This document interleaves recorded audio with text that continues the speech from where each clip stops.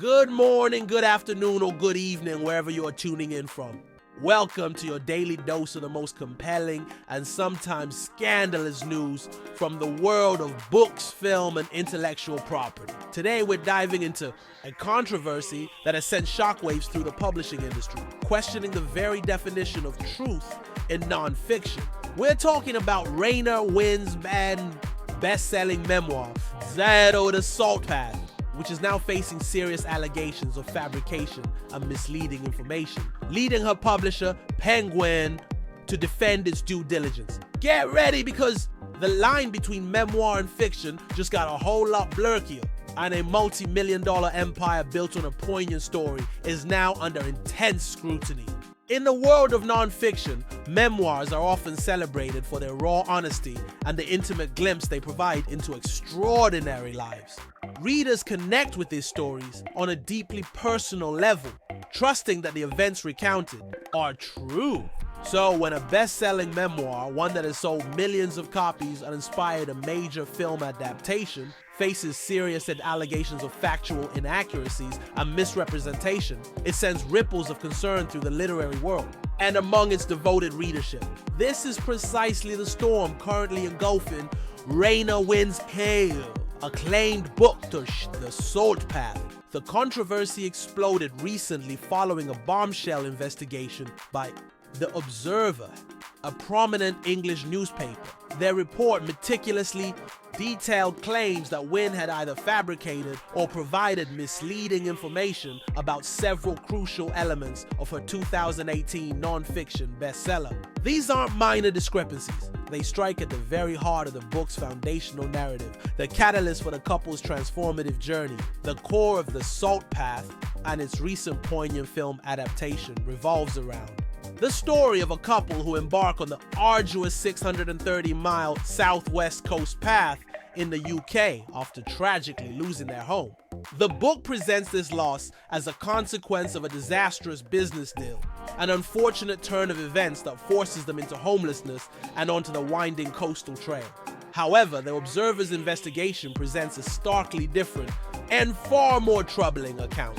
According to the newspaper's allegations, the events that led to the Winn couple losing their home were not a result of a bad business deal, as described in the book.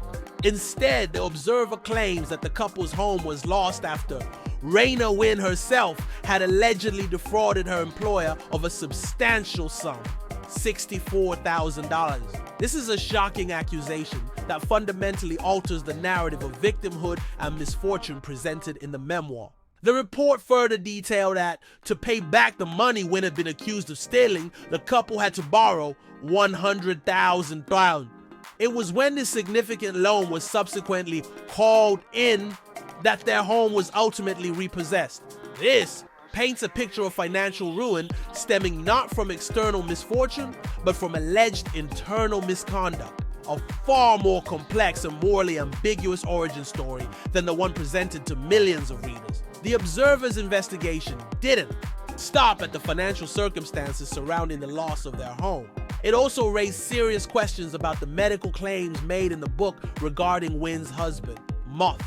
In The Salt Path, Winn describes Moth as suffering from cortical-basal degeneration, CBD, a rare and debilitating neurological disorder.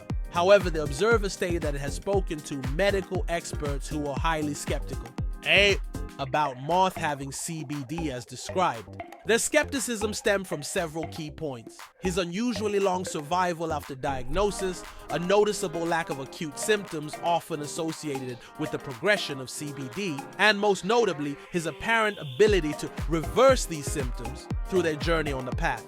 For medical professionals, such reversals or a prolonged, less severe course with CBD would be highly unusual, bordering on medically improbable. In the wake of these explosive allegations, the publishing house, Penguin, Michael Joseph, which released The Salt Path, has come forward to defend its processes.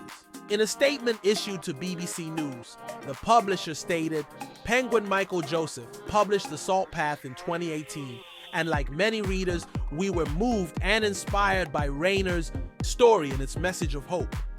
This acknowledges the book's profound impact on its audience and the genuine emotion it evoked. Crucially, Penguin asserted that it undertook all the necessary pre-publication due diligence. This includes standard industry practices such as having a contract with an author warranty about factual accuracy, and a legal read, as is standard with most works of nonfiction. G. For clarity, a legal read means that the manuscript would have been reviewed by a lawyer before its publication, specifically to identify any potential legal risks, including libel or factual inaccuracies that could lead to lawsuits. This publisher further added, prior to the Observer inquiry, we had not received any concerns about the book's content. This implies that until the newspaper's investigation, no red flags or questions were raised internally or by external parties regarding the book's veracity. Raynor Winn, the author at the center of this burgeoning scandal, has not remained silent. In a statement released earlier this week, she vehemently defended her work and countered the Observer's report. Winn described the newspaper's article as highly misleading. She also indicated that she and her husband are taking legal advice and wouldn't be making any further comment at this time, a common tactic when facing serious allegations that may lead to litigation. Despite the legal caution, Winn reaffirmed her stance on the book's authenticity, stating, "The Salt Path lays bare the physical and spiritual journey Moth and I shared, an experience that transformed us completely and altered the course of our lives." She concluded her statement with a powerful, unequivocal declaration. "This is the true story of our journey." This resolute defense maintains the integrity of her narrative, directly contradicting the Observer's claims and setting the stage for a potential legal showdown over the veracity of her widely celebrated memoir. The Salt Path has been an undeniable publishing phenomenon, selling more than 2 million copies since its publication in March 2018. Its popularity soared, leading to its adaptation into a feature film, which premiered earlier this year. Starring acclaimed actors Gillian Anderson and Jason Isaacs. The film's success at the box office, having taken around $16 million, $11.7 million worldwide, further highlights the scale of the story's reach and impact. While the movie has yet to launch in major markets like Germany and France, and a deal is reportedly still pending in the US, its global presence underscores the widespread appeal of Winn's tale. A spokeswoman for Number 9 Films and Shadowplay Features, the production companies behind the screen adaptation, also issued a statement on Monday distancing themselves from the core allegations. They asserted there were no known claims against the book at the time of optioning it or producing and distributing the film.